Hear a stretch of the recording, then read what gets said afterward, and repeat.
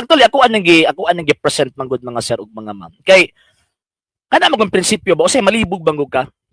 Kay mo man sa parihara man gud ta Ginoo. Parihara man gud ta kanang kuan, parihara man gud ta kanang nagtuo kang Ginoong Jesucristo. So, but pasabot no need na ang maong simbahan. Napoy uban niyo kami tinuod kay nagtuman mi sugo sa Dios. So, ang ilang una-una, komo kay spiritual man to. So therefore, walay kanang hierarchical existence ang iglesia gitukod ni Kristo. Mali na mga sir ug mga ma'am. Mga naman kay ang Kristo mismo kabubuton niya nga naay mangulo ining simbahan na. Mabito after sa pagkayab ni Kristo sa langit, ang Pedro nangulo. Gi-practice niya ang iyang pagka-visible head.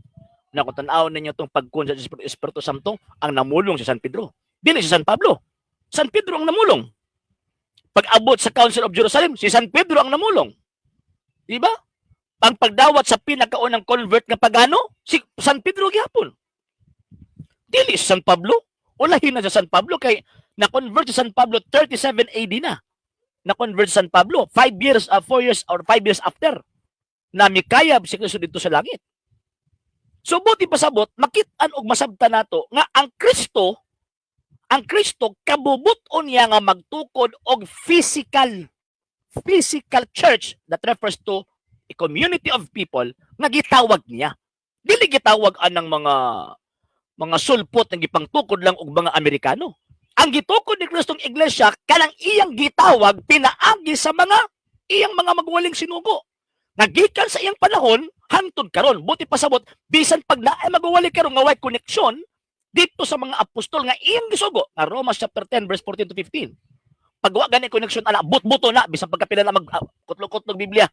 Bisan pagkamilyon na ka mga sitos ang iyang ikutlo sa Biblia, baka ko na kung wa sa connection kang Ginoong Jesucristo. Pagtukod nito sa iglesia, ingon pa niya, ako magauban kaninyo kanunay hangtod sa katapusan sa kalibutan. Actually, mahimo man kung bakakon si Kristo gud. Kung mahitabo ba nga matinuod ning mga sulpot. Nganong mahimo man bakakon ang Ginoong Jesucristo kung mahitabo nga matinuod ning mga sulpot? Ngano man, wala pa gyud mga sulpot 16th century pababa. So, pag ingon ni Ginoong Jesucristo nga, I will be with you always till the end of time, buti pasabot, na ay mga tao iyang giubanan. Di yun ang mga sulpot, nibuto lang sila 16th century. Diba? So, kung mingon ka nga, purely spiritual church lang, ang gitukod ni Kristo, pagpamakak na. Nga naman, kaya ang Kristo di magud bakakon. Mo gina-permit na ako ginabasihan always eh. Kanang ingon si Kristo nga, et forte inferi non prevalibut adversus iam. O kanang giingon niya nga, I will be with you always till the end of time. Kana nga mga pulong eh. Kana nga mga pulong, dako kay na siya og basis nga ang iglesia ni Kristo ang gitukod na as a existence from the 1st century AD until now. Biblia na mismo nagsulti. Hangtod nga dili ni matapos ning kalibutan na ang iglesia gitukod ni Kristo na ay existence.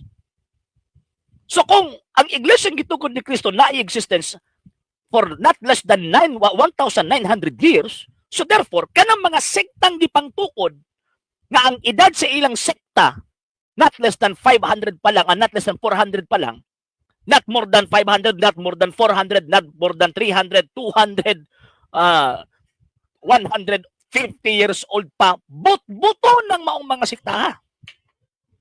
Mga but-buto na. Mga mangingilad ng dagko. Nga naman kay ang Kristo, tatawag tinaw ang gisulti sa balang kasulatan, ang edad sa iyang iglesia, hangtod nga naapan ng kalibutan na.